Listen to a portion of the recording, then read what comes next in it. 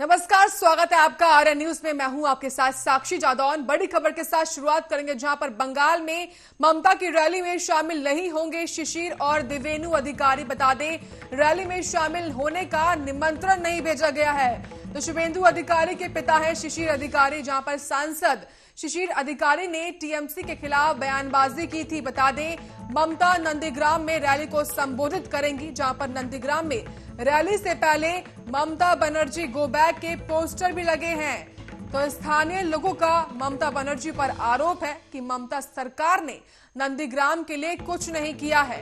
तो बड़ी खबर के साथ शुरुआत, जहां पर ममता बनर्जी जो है नंदीग्राम में एक रैली को संबोधित करेंगे, लेकिन उनसे पहुंचने से ठीक पहले जो है ममता गो बैक के पोस्टर लगाए गए। और इसी के साथ बता दें, शुभेंदु अधिकारी के पिता और उनके भाई को जो है ममता बनर्जी ने रैली के लिए निमंत्रित नहीं किया है। बता दें, कुछ दिन पहले शिशिर अधिकारी ने जो है ममता सरकार को लेकर बयानबाजी की थी और इसी को देखते हुए उनको चेयरमैन पद से भी हटा दिया था।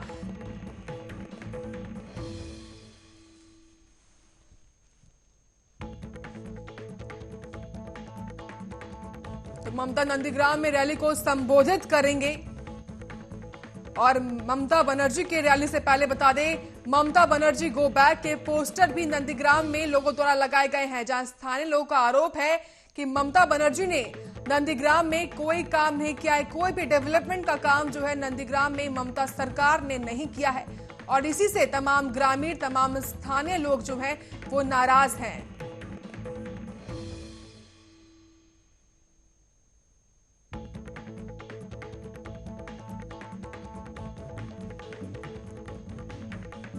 तो शिशिर अधिकारी जो कि शुभेंदु अधिकारी के पिता हैं, उनको भी ममता सरकार ने जो है नंदीग्राम में रैली में निमंत्रण नहीं दिया। बता दें, कुछ समय पहले ही शुभेंदु अधिकारी ने टीएमसी छोड़कर बीजेपी का दामन थाम लिया है और इसी को लेकर जो है शिशिर अधिकारी ने भी कुछ बयानबाजी ममता सरकार को लेकर कर दी थी, जिससे नाराज होकर ममता बनर्जी ने जो है शिशिर अधिकारी को राजनीतिक पद से हटा दिया था।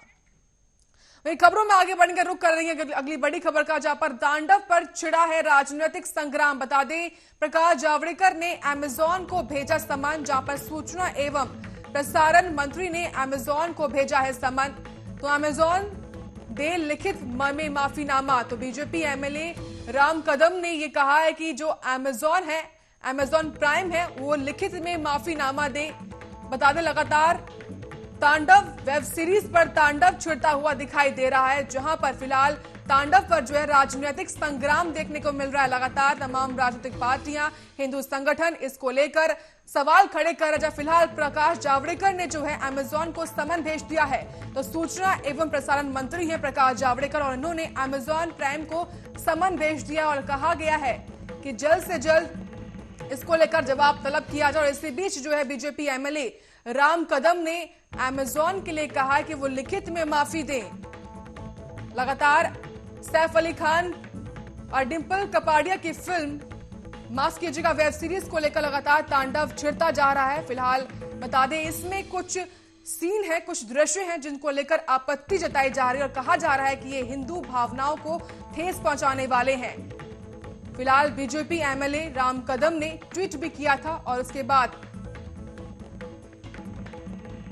ये भी कहा है कि जल्द से जल्द इसको लेकर जो है अमेजॉन लिखित में माफी दे।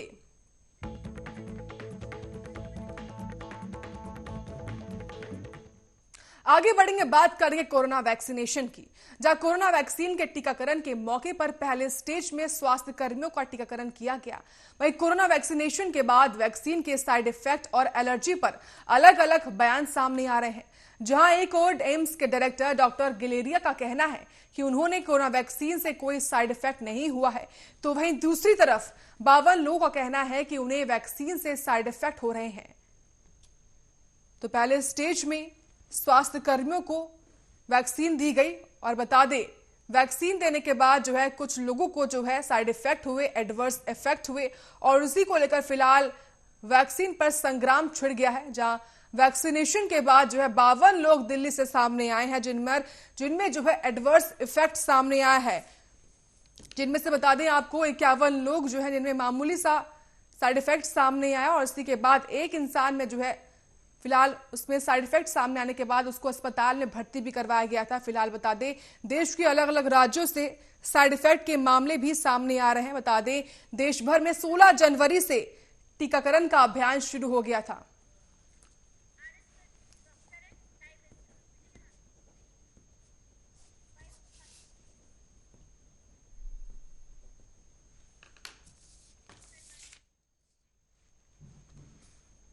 तो इसी मुद्दे पर आज बातचीत करेंगे और हमारे साथ आज बातचीत करने के लिए डॉक्टर आरएस बेदी जुड़ गए हैं। डॉक्टर आरएस बेदी, स्वागत है आपका। नमस्कार। डॉक्टर आरएस बेदी, भारत की वैक्सीन को लेकर लगातार सवाल उठ रहे हैं, ऐसे में कितनी सुरक्षित ये भारत की वैक्सीन मानी जाए?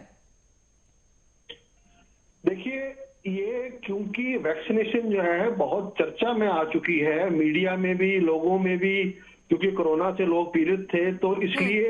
और दूसरी बात ये है कि जो हिंदुस्तान में आज के दिन में केसेस जो हैं वो थोड़े से कम नजर आ रहे हैं, इसलिए लोग जो हैं ये बातें कर रहे हैं। अगर आप अमेरिका की बात करें, यूके की बात करें, जहां पर तीसरी वेव जो है वो बहुत ज्यादा तेजी से आई है, वहां पर लोग सिफारिशें करके कई कई तरीकों से वो वैक्सीन लगाने के लिए प्रयत्न कर रहे हैं। तो मेरा ये आपसे के थ्रू ये निवेदन है सबसे कि जब हम वैक्सीनेशन की बात करते हैं तो दो बातें हैं, एक सेफ्टी है और एक उसकी एफिकेसी है।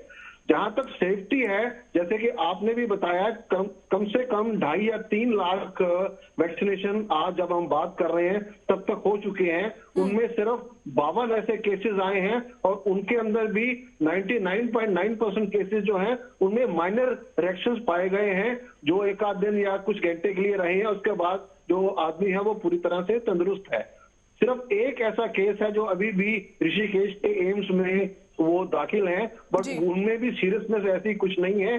तो ये जो पुरानी वैक्सीन भी थी, जो हम नॉर्मल वैक्सीन लगाते थे और सदियों से लगाते आ रहे हैं, उनमें भी इतने दरों में ये छोटे छोटे रिएक्शन जो हैं ये बहुत कॉमन थे। क्योंकि ये चर्चा में है इसलिए हम ये हाईलाइट हो रहा है। तो मेरा ये आप लोगों से निवेदन है कि इनको हम बढ़ा चढ़ा के मत कहें। इंडियन मेडिकल एसोसिएशन ने, बाकी साइंटिफिक बॉडीज ने, डॉक्टर्स ने इसको सेफ्टी प्रोफाइल जो जहां तक इसका ताल्लुक है उसके लिए उन्होंने कहा है कि ये जितनी बाकी वैक्सीन सेफ है उतनी ही ये वैक्सीन भी सेफ है। बिल्कुल बेदी जी, लेकिन ऐसे में जिस तरीके से दिल्ली में खुद 52 मामले सामने आए, जिनमें जो एक मामला था वो काफी गंभीर बताया जा रहा था, ऐसे में संशय जो है वैक्सीन के साइड इफेक्ट को लेकर खड़ा हो चुका है। ऐसे में लोग ऐसे इस वैक्सीन को लेकर कैसे विश्वास कर पाएंगे? नहीं, अब जैसे मैंने आपको कहा कि करीब 2.5 लाख से 3 लाख वैक्सीनेशन हो चुके हैं, उसके अंदर एक केस, अब उसमें भी हमें डॉक्टर्स ने ये तय करना है कि उसके बॉडी के अंदर कुछ ऐसी जो है इननेट कोई ऐसी कोई प्रॉब्लम हो जिसकी वजह से ये वैक्सीन जो है उसको सूट नहीं किया है। और मैं समझता हूं 2.5 लाख वैक्सीनेशन में अगर एक केस नजर भी आता है तो इसको हमें बिल्कुल नजरअंदाज करना है और हमें एक कॉन्फिडेंस देता है इनफैक्ट कि 2.5 लाख लोग जो है आज तंदुरुस्त हैं, अपने काम पे इंजेक्शन लगाने के बाद चले गए हैं।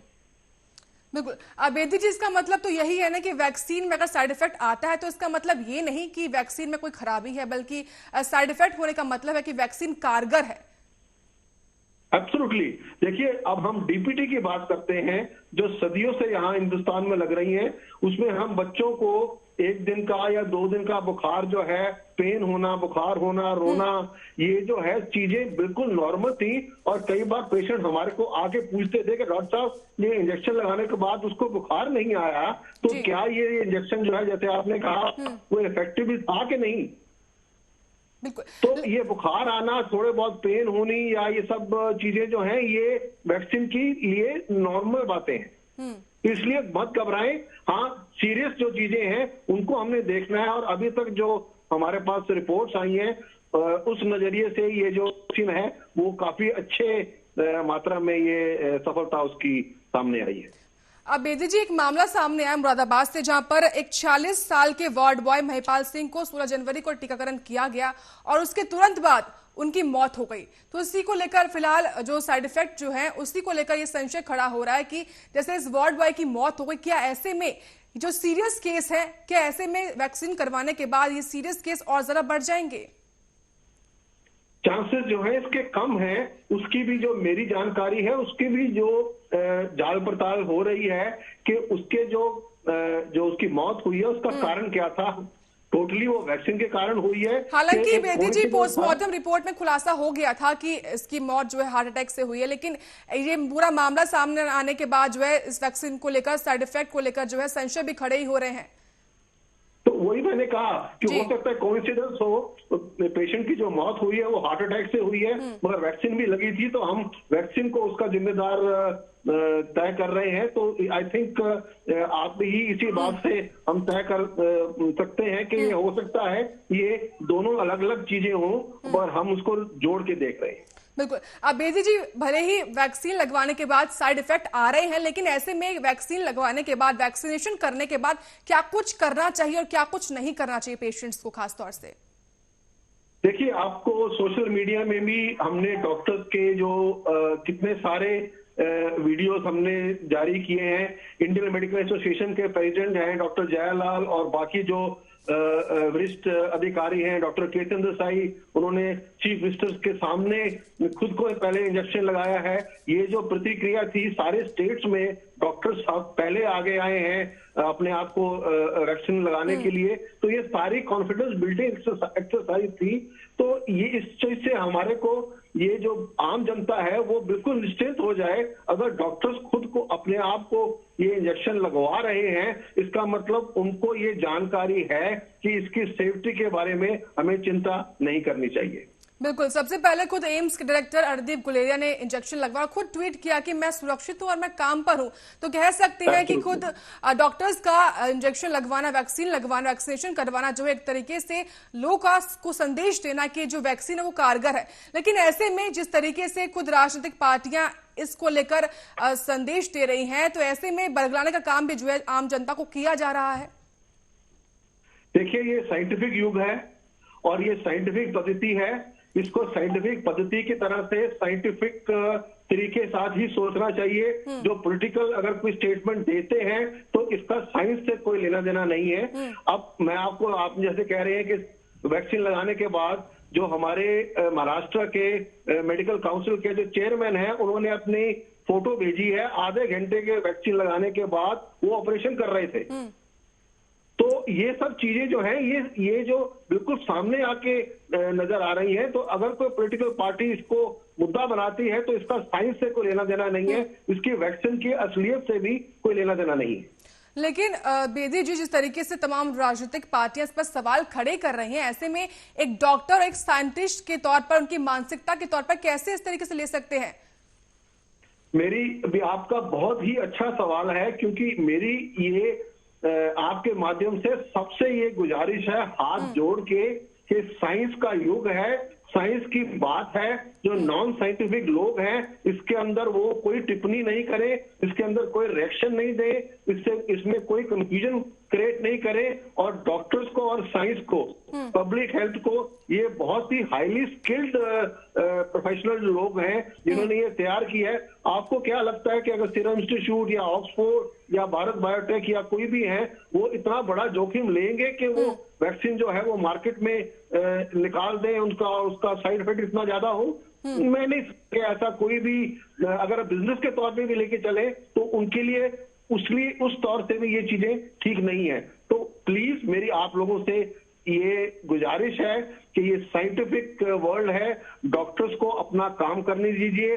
दे are very skilled people, professional हैं और साइंटिफिक पद्धति से लिए हुए हैं। खास करके मॉडर्न मेडिसिन की डॉक्टर्स की बात मैं पूरे दावे से ये कर सकता हूं। और इंडियन मेडिकल एसोसिएशन का प्रतिनिधि होते हुए मैं ये आपको कहना चाहता हूं कि आईएमए ने जब ये स्टेटमेंट दी है कि ये वैक्सीन जो है वो सेफ है, तो हमें जो है आम जनता को इन चीजों पे विश्वास करके इस वैक्सीन के लिए तैयार होना चाहिए। बिल्कुल। बेदी जी, यहाँ पर सवाल एक ये भी है कि जिस तरीके से कुछ लोगों में पहले स्टेज में वैक्सीन लगवाने के बाद साइड इफेक्ट आए, तो क्या ऐसे में आगे दूसरे स्टेज में वैक्सीनेशन को करवाने के लिए उन सभी को जो वैक्सीन लगवानी चाहिए या नहीं?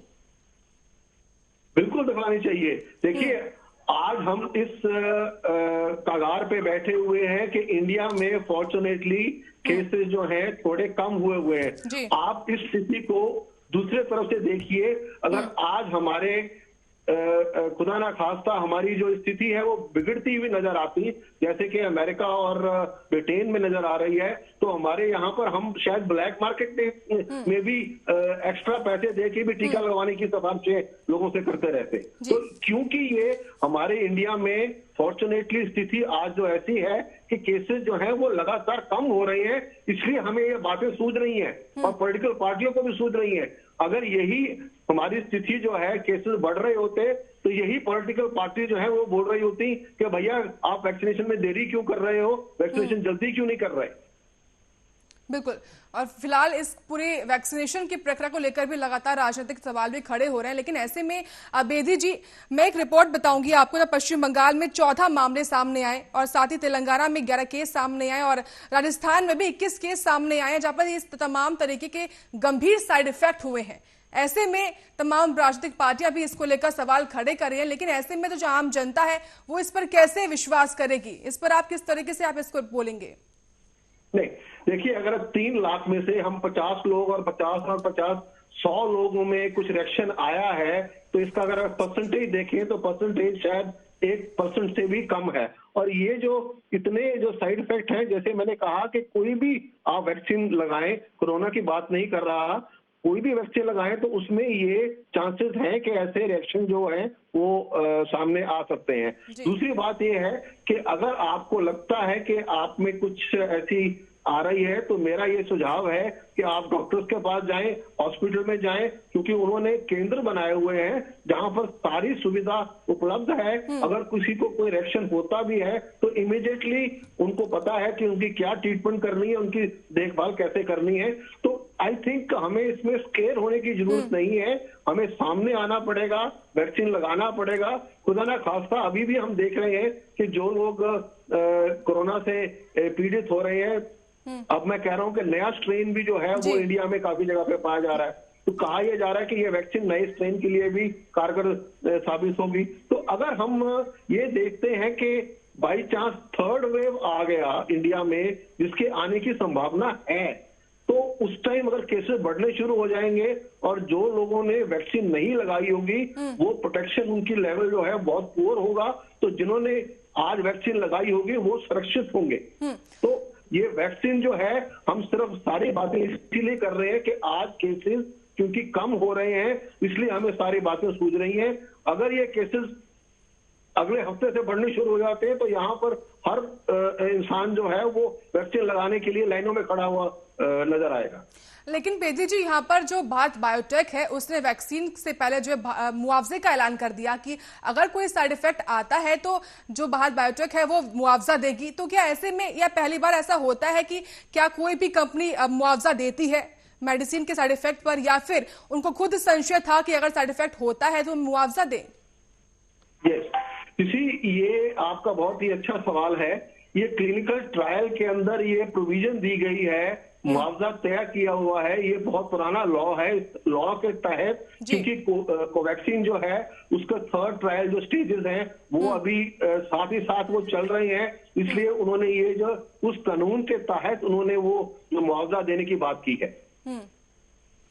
बिल्कुल, बहुत बहुत शुक्रिया डॉक्टर RS बेदी जी आपका हमारे साथ जुड़ने के लिए और तमाम बातचीत और तमाम जानकारी इस पूरे साइड इफेक्ट को लेकर सामने रखने के लिए। फिलहाल के लिए बुलेटिन में इतना ही। आप देखते रहिए RN न्यूज।